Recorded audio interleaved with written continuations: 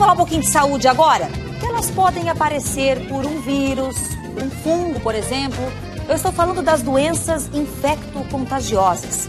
Elas ficam ainda mais comuns em ambientes de muitas pessoas. A gente viu aí na temporada de verão, né? Viroses, por exemplo, podem surgir pelas vias respiratórias ou também de outras maneiras. Você tem alguma dúvida quando o assunto são essas doenças infecto-contagiosas? Então, a partir de agora, já prepara o seu WhatsApp, que esse é o momento, tá? Por quê?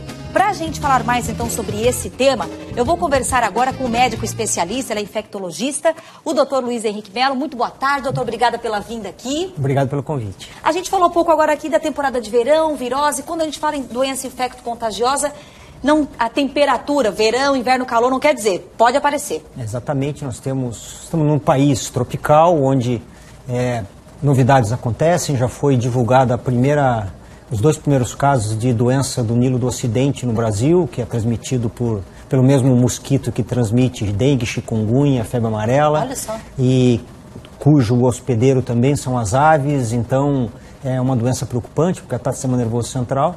E na época do carnaval, o governo sempre faz campanhas relativas às doenças sexualmente transmissíveis que ocorrem no período, mas como você bem lembrou, a época, a aglomeração, depende do local onde você vai, né? A gente sabe que o mar, por exemplo, onde tem muito coliforme fecal, hepatite é uma doença que pode ser transmitida. Não só virose, a gente fala tanto em virose, então a hepatite também a hepatite também é uma virose. Quando a gente fala de virose, eu estou vendo ali uma caixa de frutas, é igual falar de fruta.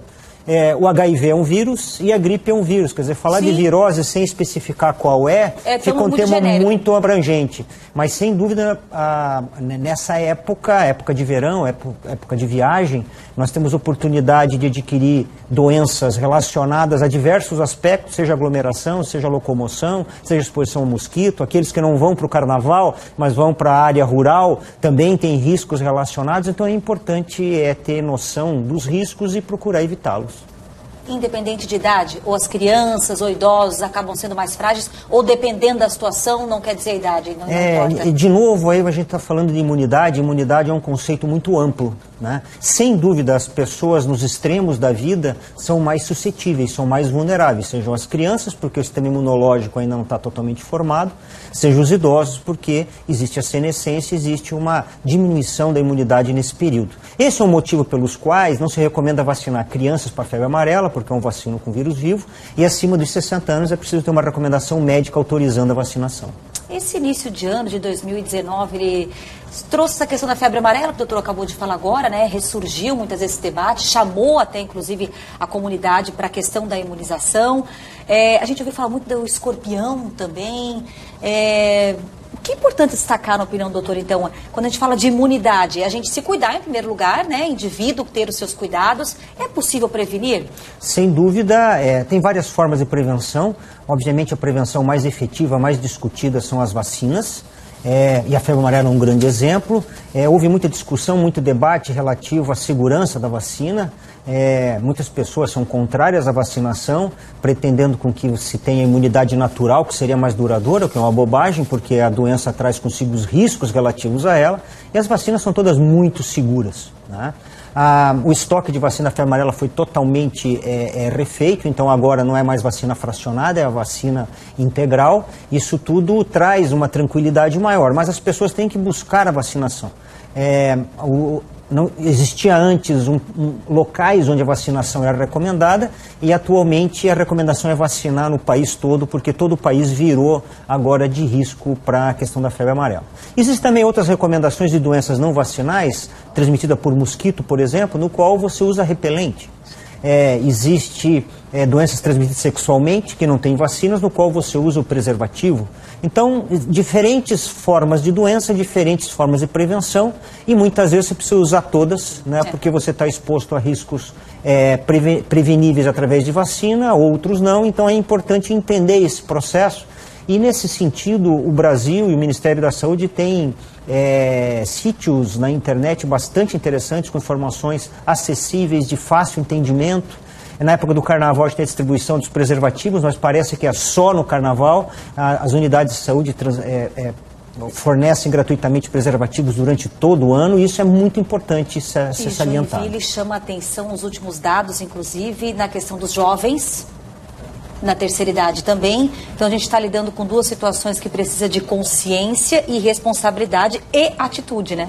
Exatamente, a última palavra que você falou é bastante interessante, porque não faltam informações atualmente, a informação está difundida. O que precisa é ação. A ação se traduz com atitude. E o que nós estamos vendo é um distanciamento entre a realidade e a eficiência. O número de casos de sífilis aumentou drasticamente, não só no Brasil, mas no mundo como um todo. Eu acredito que parte da responsabilidade é pela eficiência do tratamento do HIV, que fez com que as pessoas perdessem o medo, porque sabe que é uma doença hoje controlável, quem vê cara não aparentemente simples, e que deixou de ser ter aquele estigma fatal que tinha anteriormente, e isso fez com que as pessoas baixassem a guarda, e a tradução, a sífilis sendo muito mais transmitida sexualmente do que o HIV, ela trouxe um incremento absurdo, enorme, a ponto de nós não termos praticamente mais o tratamento de penicilina para tratar devido à utilização ampla que houve. Então, é importante ter consciência e não depender dos outros para tomar a decisão. Se nós adquirimos uma doença sexualmente transmissível, via de regra, porque nós permitimos esse risco. Então, a consciência de tomar a vacina quando está disponível, de se prevenir com preservativo da exposição sexual, é algo de extrema importância que tem que ser incorporado ao cotidiano das pessoas, não só no carnaval. Durante todo o ano, todo momento, a gente está se apresentando a riscos que podem trazer dano à nossa saúde e também aos que convivem conosco. E como, né? Verdade. Doutor, quando a gente está falando agora, então, desse tempo de carnaval que está chegando, tem as pessoas que vão, que gostam, né, do aglomerado, estamos falando de blocos, de festas, existem questões que envolvem via respiratória. Dá para prevenir? Ou seja, aquela velha indicação, lavar bem as mãos, que às vezes até o cuidado num abraço, num beijo, né? Atualmente nós estamos tendo um fenômeno interessante, que são os blocos de rua, e no bloco de rua você não tem as pessoas aglomeradas numa área específica com pouca circulação de ar. Isso já é um fenômeno que facilita. Por outro lado, você tem a proximidade das pessoas, e isso também é um fator que favorece. Então, obviamente, a proteção, você vai para o Japão, a maioria das pessoas no metrô anda de máscara, já incorporou essa situação por causa da influenza, que seria a doença que mais teria propagação através dessa forma. Nós temos a vacina também da influenza é bastante eficiente, nós temos campanhas bastante amplas nesse sentido. Obviamente, se a pessoa tem alguma situação de doença, ela deve prestar atenção nisso, porque ela está mais vulnerável. Isso seria uma forma também de evitar a exposição. E realmente a gente não sabe o que está acontecendo. Recentemente, há alguns anos, em Salvador, teve um surto de meningite muito importante. E nessas situações, você tem surto de meningite, obviamente, a aglomeração é um fator preponderante, as pessoas ficam muito tempo no mesmo ambiente. E então, a pessoa pode estar com sintoma e achar que está tudo bem e vai estar espalhando. Exato. Como a gente tem hoje facilidade de informar, o que a gente nota é que todos os órgãos de saúde estão atentos para circulação de vírus, circulação de doenças, para avisar em determinadas regiões esses riscos, para que se evite ao máximo a exposição das pessoas a esse risco, elas se divirtam sem o risco de doença. Não é frescura, é saúde, né? É a nossa saúde, exatamente, que estamos falando. E o ideal é você se divertir com segurança. É isso aí. Doutor, muito obrigado pela vinda aqui, pelos esclarecimentos. Uma aula realmente como a gente pode se cuidar. Repito e reforço, é a nossa saúde que está em jogo, a gente tem sim que ter esses cuidados. E muito obrigado pela vinda aqui. Obrigado e parabéns pela iniciativa. Obrigado, uma ótima semana. Obrigado.